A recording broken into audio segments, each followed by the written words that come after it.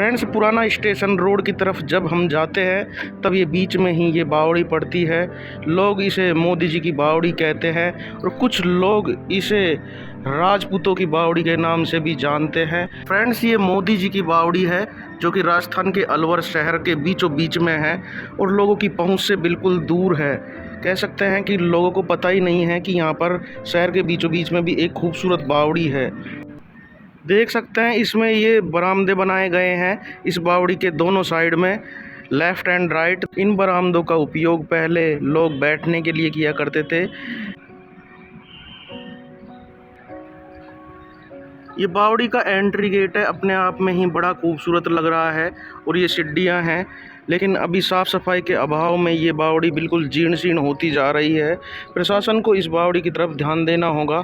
नीचे करीबन 100 सीढ़ियाँ उतरकर मुझे नीचे की तरफ जाना होगा और देख सकते हैं इस बावड़ी के दोनों साइड में ये रास्ते बनाए गए हैं ताकि आगे की तरफ जाया जा सके। देख सकते हैं ये घुमावदार रास्ता है इस बावड़ी के चारों ओर।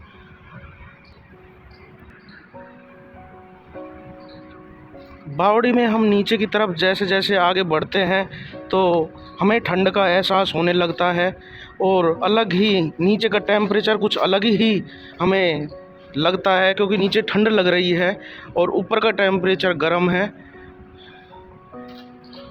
फ्रेंड्स, ये बावड़ी काफ़ी लंबी चौड़ी बावड़ी है। करीबन ये बावड़ी 100 फीट गहरी है, आप देख पा रहे हैं। इस बावड़ी का स्ट्रक्चर बड़ा ही खूबसूरत है, देख सकते हैं बड़े ही खूबसूरत ढंग से लोगों को ये अपनी तरफ आकर्षित करती है और किसी राजशाही महल से कम नहीं है ये बावड़ी।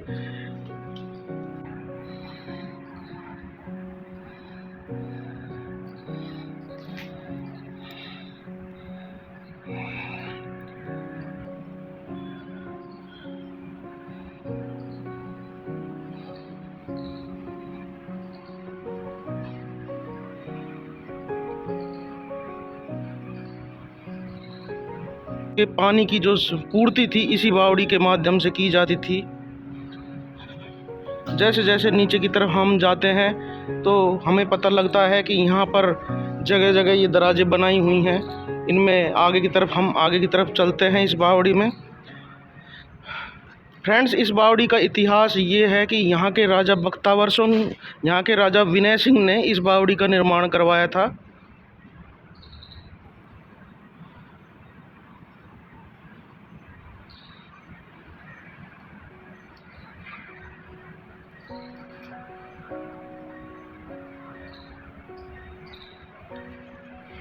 काफ़ी सीढ़ियाँ हैं इस बावड़ी में।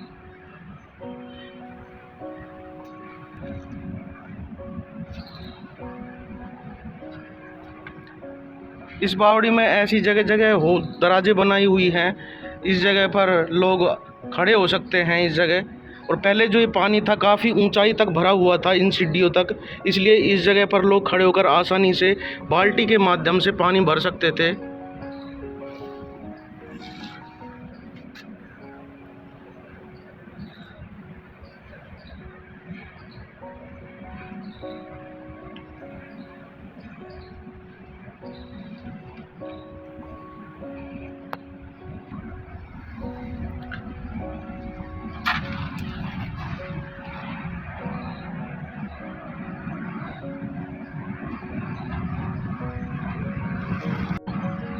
फ्रेंड्स, ये बावड़ी करीबन 3 से 4 फ्लोर नीचे है, बहुत ज़्यादा गहरी बावड़ी है ये।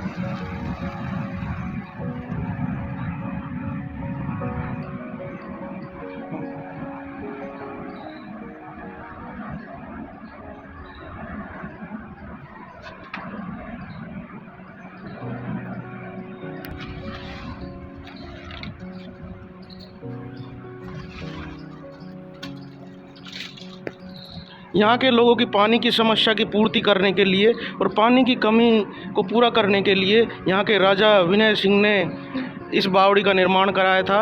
और ये बावड़ी राजस्थान के अलवर शहर के बीचों बीच में है और यहाँ पर रहने वाले लोगों के लिए ये जीवनदायिनी बावड़ी कहा जा सकता है। काफ़ी लंबी चौड़ी बावड़ी है। ऊपर देख सकते हैं बावड़ी के ऊपर एक कमरा बनाया गया है और इसी कमरे से रस्सी के माध्यम से बाल्टी नीचे इस बावड़ी में डाली जाती थी और लोग ऊपर पानी खींचते थे।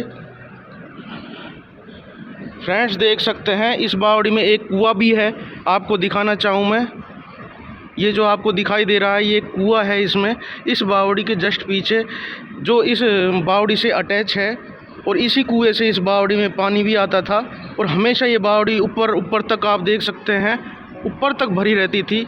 और नीचे ये बावड़ी करीबन 4 से 5 फ्लोर नीचे गहरी है और ऊपर जाला लगाया हुआ है, क्योंकि यहाँ पे पहले एक मौत भी हो चुकी है, एक लेडीज़ की मौत हो चुकी है।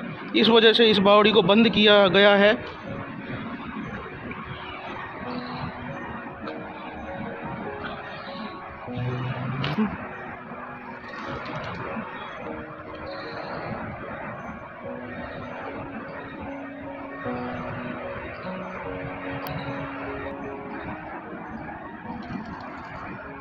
देख पा रहे हैं ये एक जाला है जो लगा हुआ है और इस बावड़ी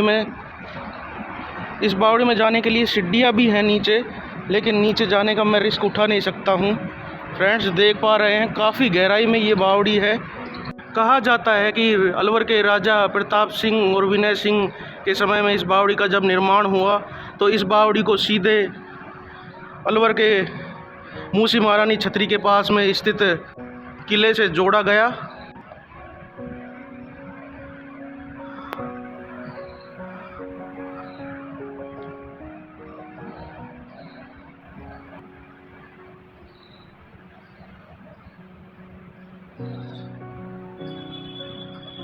हम थोड़ा ऊपर की तरफ फिर से चलते हैं और आगे एक्सप्लोर करते हैं इस बावड़ी को।